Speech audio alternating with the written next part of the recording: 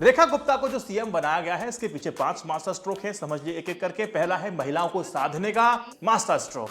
रेखा गुप्ता की ताजपोशी से बिल्कुल साफ कर दिया गया है, बीजेपी महिला वोट बैंक को मजबूत करना चाहती है। दिल्ली में महिला वोटर्स की संख्या काफी ज्यादा है और भारतीय जनता पार्टी को इनका समर्थन बहुत मिला है। अब वो जताना चाहती है कि हम आपके हित में काम करेंगे और हम महिलाओं की इज्जत करते हैं। विपक्ष में अतिशी मारलेना को आगे करती है, तो उसका जवाब देने के लिए उन्होंने महिला कैंडिडेट रेखा गुप्ता को आगे कर दिया है। दूसरा, केजरीवाल और रेखा गुप्ता दोनों ही वैश्य समाज से आते हैं। दिल्ली हरियाणा में ये दोनों जो समाज हैं वो काफी ज्यादा संख्या में है। दिल्ली हरियाणा में ये समुदाय काफी ज्यादा प्रभावशाली है। अरविंद केजरीवाल ने इनको खींचने की बड़ी कोशिश की और अब रेखा गुप्ता जी का बिल्कुल ध्यान होगा कि इनको अपनी तरफ खींचा जाए। तीसरा, बीजेपी को 35% वोट प्रतिशत मिले हैं, जिसमें पंजाबी प्लस वैश्य समाज ने बीजेपी को भर के वोट दिया था और बीजेपी इन्हीं दो समुदाय की वजह से मजबूती बनाए हुए है।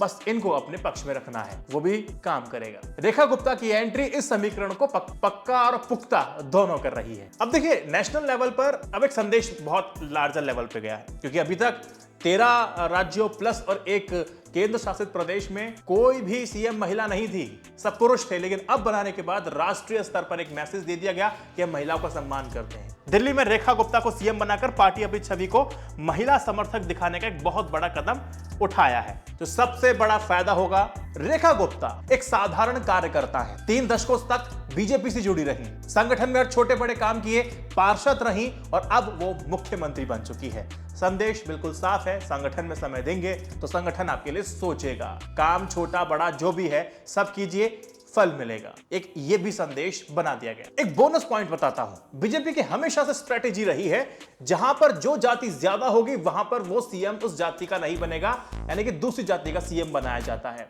जैसे हरियाणा में जाट प्रभावी है, किसको बनाया गया? नॉन जाट को सीएम बना दिया।